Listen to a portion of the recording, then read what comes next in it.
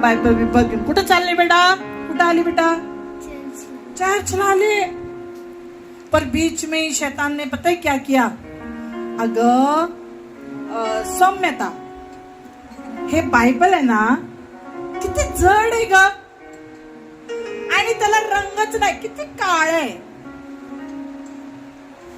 काय हे बायबल मध्ये ना खूप मोठं आहे. आपण याला छोटं करूया का? सौम्यता म्हणाल चालेल. कसं करणार? हे बघ माझ्याकडे की नाही गंमत आहे.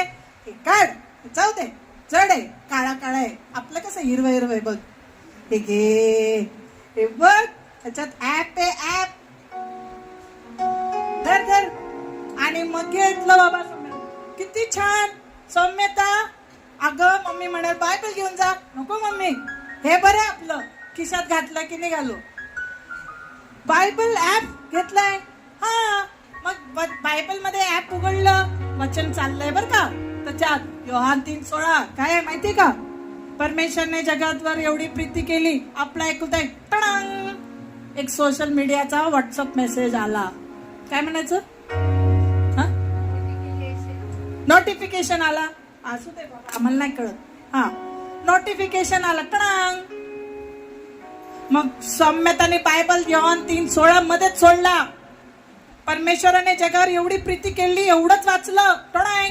मग उचलला आणि व्हॉट्सअप उघडला, आणि मग त्याच्यात उघडलं, मग फेसबुक आलं, आणि मग इंस्टाग्राम आलं. अजून काय बाबांनो, तरुण नाही येत म्हणून म्हटलं मी तरुणांना सांगते. आणि मग सौम्यताने परमेश्वराने जगावर एवढी प्रीती केली, विसरून गेली. अगो साराचा मेसेज आला, अर्पणा दीदीचा मेसेज आला, भैयाने जोक पाठवले, ही रील पाठवली. मग सैतानाने काय केलं? याच्यात गुडफडून तुम्हाला अडकून टाकलं.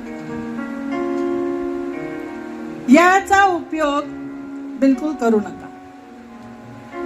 हेच सत्य आहे. वाचाल तर वाचाल, वाचाल तर